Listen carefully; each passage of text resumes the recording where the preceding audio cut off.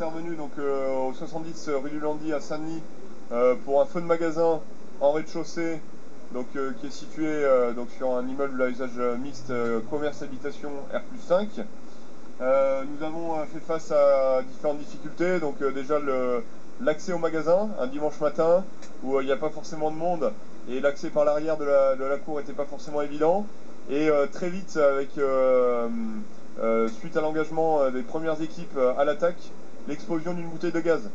Donc bien heureusement le chef de garde donc, a pu observer les signes avant-coureurs de l'explosion avec des flammes bleues et a pu faire en sorte que ses équipes soient protégées. Le feu restait dans son volume, il n'y a pas eu de propagation, une fumée assez importante mais qui était principalement dirigée sur la rue. Donc pas de fumée dans les étages, pas de difficulté, pas de panique. On a dû mettre 3 lances pour éteindre le feu. Sachant que les conditions d'attaque étaient assez compliquées, dues à des circulations assez exiguës et des recoupements qui n'étaient pas forcément visibles sur les plans de secours. Donc il n'y a pas eu de blessés, donc aucune victime à déplorer et aucun militaire du corps blessé suite à l'intervention.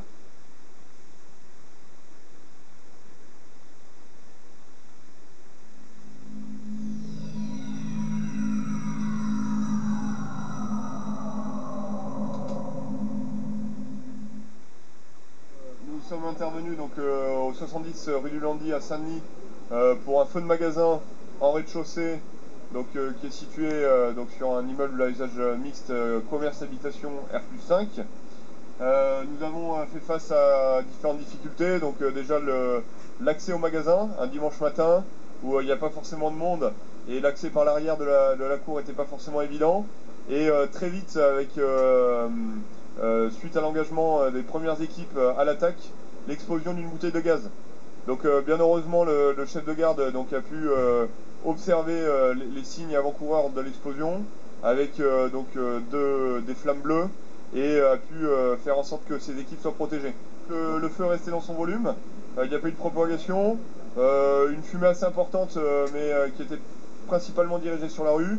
Donc pas de fumée dans les étages, pas de difficulté, pas de panique. On a dû mettre 3 lances pour éteindre le feu.